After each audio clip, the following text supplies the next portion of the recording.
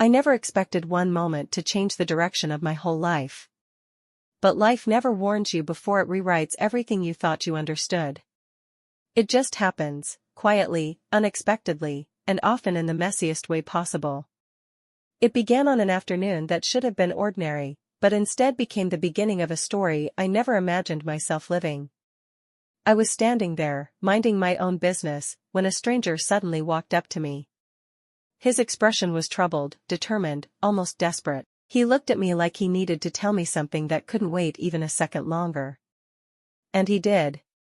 He told me that my fiancé was cheating on me. At first, I thought I misheard him. I thought maybe this stranger had mistaken me for someone else. Because why would anyone walk up to a bride-to-be and drop a bomb like that? But he repeated himself, slower this time, as if trying to soften the blow. And then he pointed toward the man who was supposed to marry me in just 3 days, carrying another girl in his arms. For a long moment, silence swallowed the world around me. My heart didn't break loudly. It shattered quietly, the way glass falls on carpet, silent but irreversible. I confronted my fiancé. He stuttered, argued, denied, confessed, changed his confession, changed it again, made excuses, tried to hold my arm, tried to pull me closer, and tried to act like the stranger was the one ruining everything. But the truth was already out. And the wedding, the one I had planned for months, the one I had prayed would be the beginning of my forever, fell apart in a single breath. I walked away. I didn't look back, but life wasn't done with me, or with that stranger who had stepped into my life without invitation. Later that same day, we ran into each other again, completely by accident. I bumped into him inside a store, right before picking up a scarf I liked. We both reached for it at the same time. And that tiny, silly moment somehow knitted our stories together even more tightly. He told me I could take it. I insisted he should take it. We went back and forth like two children fighting over who got to lose the argument.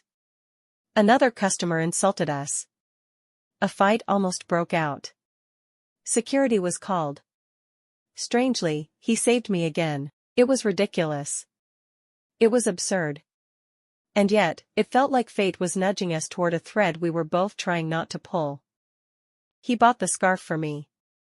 He handed it to me gently. And in that moment, a strange warmth settled between us, not romantic, not yet, but something. Something like an invisible current. A connection that made no sense but felt completely natural. He told me his name was Alex.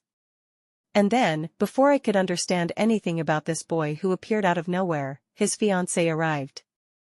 A beautiful, confident woman named Alice. She held onto his arm, kissed his cheek, smiled at me politely, and reminded me that her wedding to Alex was in 3 days. 3 days. Just like mine had been. I smiled, congratulated him, pretended it didn't sting somewhere deep inside me. Because it shouldn't have stung. I didn't know him. We were strangers who collided for 24 confusing hours, nothing more.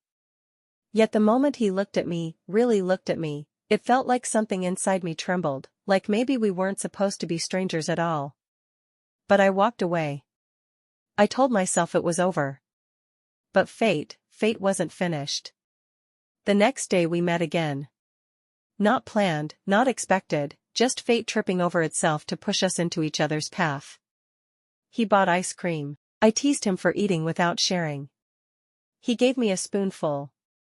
I stole another. We laughed like old friends instead of two people whose lives had fallen apart in opposite but strangely connected ways. And then he told me something that changed everything. His fiancée had broken off their wedding. Why? Because she saw him carrying some strange girl at the mall. Meaning, me. He tried to explain to her what happened. He didn't get a chance. She left him without listening, the same way my fiancé had once ignored the truth. It was like our stories were parallel lines finally bending toward each other. I told him to go after her. He told me he couldn't. I insisted he should. He insisted fate had already decided something else. But I didn't believe in fate. Not then. Days passed. My heartbreak slowly turned into quiet acceptance. His heartbreak turned into confusion. And yet, every time we crossed paths, at the mall, at the cafe, outside on the sidewalk, it felt like the universe was whispering something we were both trying not to hear. He tried to fix his wedding. I tried to forget mine. We both failed. 3 days later, he was standing at the altar with Alice. Yes, the fiancé who had left him before apparently decided to forgive him. They planned the ceremony quickly. Too quickly, like they were both trying to force something that wasn't meant to be saved. And I was working at the venue where the wedding was being held. Not by choice. Just by the cruel sense of humor life sometimes has. I was in the back, arranging ice cream, carrying trays, pretending not to care. Pretending not to know he was there. Pretending I didn't feel something tightening in my chest every time I remembered his smile. He didn't know I was there. But I saw him. I saw him when he arrived. I saw him when he waited at the altar. I saw his hands shake. I saw his eyes drift around the room, searching for something, or someone. The ceremony began. The music played. Alice walked down the aisle in a beautiful dress, radiant and confident. Everyone smiled. Everyone clapped. Everyone waited for the perfect moment that marks the beginning of a forever. Until the moment arrived. The priest asked him the question. Do you take Alice to be your wife? Silence. A long, trembling silence. And then, he didn't say yes. He didn't say anything at first. He looked up, his gaze moving over the guests. And then his eyes found mine. Just for a second. Just long enough.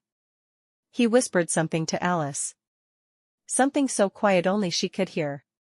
And then he stepped back from her, gently but firmly, and apologized. He refused to marry her. Not because of me, not exactly.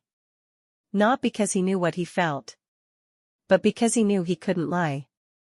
Not to her. Not to himself. Chaos followed. Guests whispering, Alice crying, people shouting, but he walked away from the altar with a kind of clarity in his eyes, as if he had finally stopped fighting something he didn't understand. I left the hall. He left the hall. Two hearts running in opposite directions while beating toward each other. But fate still wasn't done.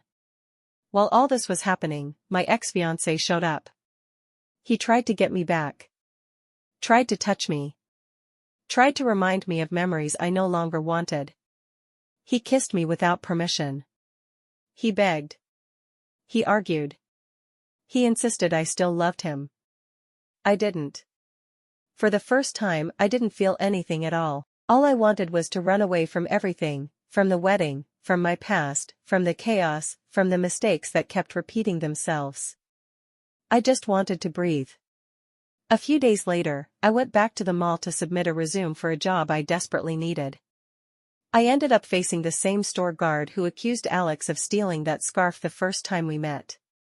And somehow, unbelievably, Alex ended up being dragged into that mess again. He was accused of stealing. He was cornered. He was helpless, and he asked for his one phone call. He called me. His voice was nervous but steady. He told me he needed to see me. He told me he had something to say. He told me he wasn't married anymore. He told me fate kept pushing us together for a reason. And suddenly, everything made sense. Fate wasn't subtle with us. It wasn't gentle. It threw us into disaster side by side, again and again, until we stopped running from what was right in front of us. I went to the store immediately. Not to apply for the job. Not to argue with anyone. Not to explain anything. I went for him. The moment I walked in, everything stopped. He saw me. I saw him. For the first time, neither of us looked away. And just like that, everything shifted. The world went quiet. The arguments faded. The misunderstandings disappeared. The chaos stilled. What remained was a simple truth: we were meant for each other. Not because of coincidences. Not because of accidents. Not because of broken weddings or stolen scarves or melting ice cream. But because love, true love, doesn't arrive politely. It crashes into your life the moment you least expect it. It ruins your plans. It breaks your routines. It destroys what was never meant for you.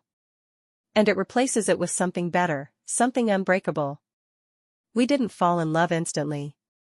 We didn't confess dramatic things. We didn't kiss in the rain or run into each other's arms. Instead, we simply understood. Understood that we were each other's beginning. Understood that everything that fell apart for a reason. Understood that fate isn't a myth, it's a force that refuses to let two hearts drift apart when they're meant to be one. He took my hand. I didn't pull away. He smiled. I smiled back. And without needing any vows or ceremonies or orchestras or white dresses or crowds watching us, two destinies quietly became one. Because sometimes, the greatest love stories don't begin with a yes at the altar. Sometimes they begin with a ruined wedding, a scarf, a stranger's honesty, a spoon of shared ice cream, a phone call from a holding room, and the courage to finally follow the heart that was waiting for you all along. And that is how the wedding present, the love story neither of us expected, became the greatest gift fate ever gave us. The gift of each other.